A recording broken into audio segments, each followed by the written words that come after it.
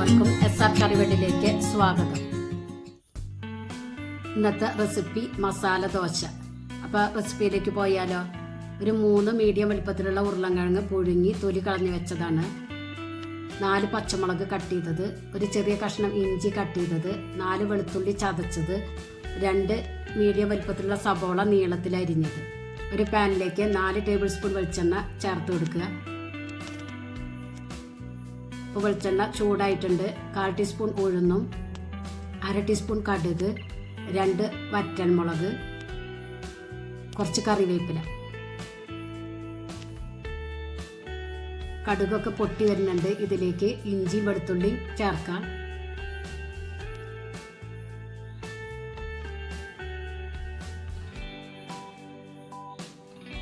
ഇഞ്ചിയുടെയും വെളുത്തുള്ളിയുടെയും പച്ചക്കുത്ത് വിട്ടാൽ സബോള ചേർത്ത് കൊടുക്കുക. പച്ചമുളകും ചേർത്ത് കൊടുക്കുക.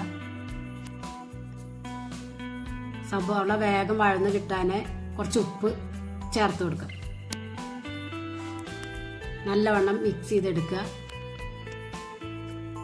സബോള നല്ലവണ്ണം വഴച്ചെടുക്കണ്ട, ഒന്ന് വാടി കിട്ടിയാൽ മതി.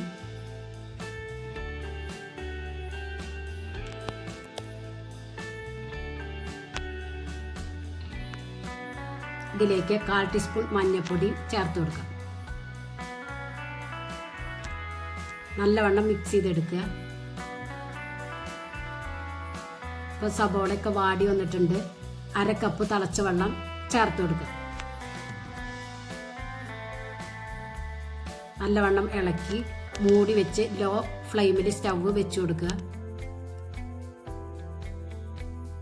ഈ ടൈമിൽ 1/4 ടീസ്പൂൺ കായത്തിൻ്റെ പൊടിയും വേവിച്ച് വെച്ച ഉരുളൻകിഴങ്ങും ചേർത്ത് കൊടുക്കുക.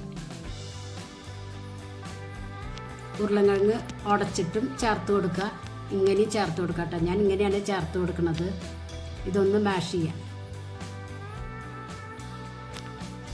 നല്ലവണ്ണം മിക്സ് ചെയ്തെടുക്കുക.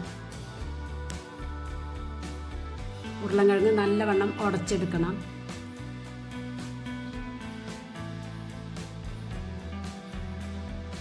ഒരു 2 മിനിറ്റ് മൂടി വയ്ക്കുക. കുറച്ച് ഉപ്പ് പോരാത്തതുകൊണ്ട് ഞാൻ കുറച്ച് ഉപ്പ് ആഡ് ചെയ്ത് കൊടുക്കുന്നുണ്ട്. എന്നിട്ട് നല്ലവണ്ണം മിക്സ് ചെയ്തെടുക്കുക. അപ്പോൾ വെള്ളമൊക്കെ വറ്റി ഡ്രൈ ആയി വന്നിട്ടുണ്ട്. ഇതിലേക്ക് മല്ലിയുടെ ഇലയും പച്ചവെളിച്ചെണ്ണയും ചേർത്ത് കൊടുക്കുക. 1 ടീസ്പൂൺ. നല്ലവണ്ണം ഇളക്കി യോജിപ്പിക്കുക. അടിപൊളി മസാല. ഇനി ദോശ ഉണ്ടാക്കിയെടുക്കുക. ഒരു പാനിലേക്ക് എണ്ണ തടവി ദോശ ഇതുപോലെ ചുറ്റിച്ചെടുക്കുക. ദോശമാവ് ഇപ്പം എല്ലാവർക്കും അറിയണതല്ലേ, അതുകൊണ്ട് ഞാൻ കാണിക്കണില്ല.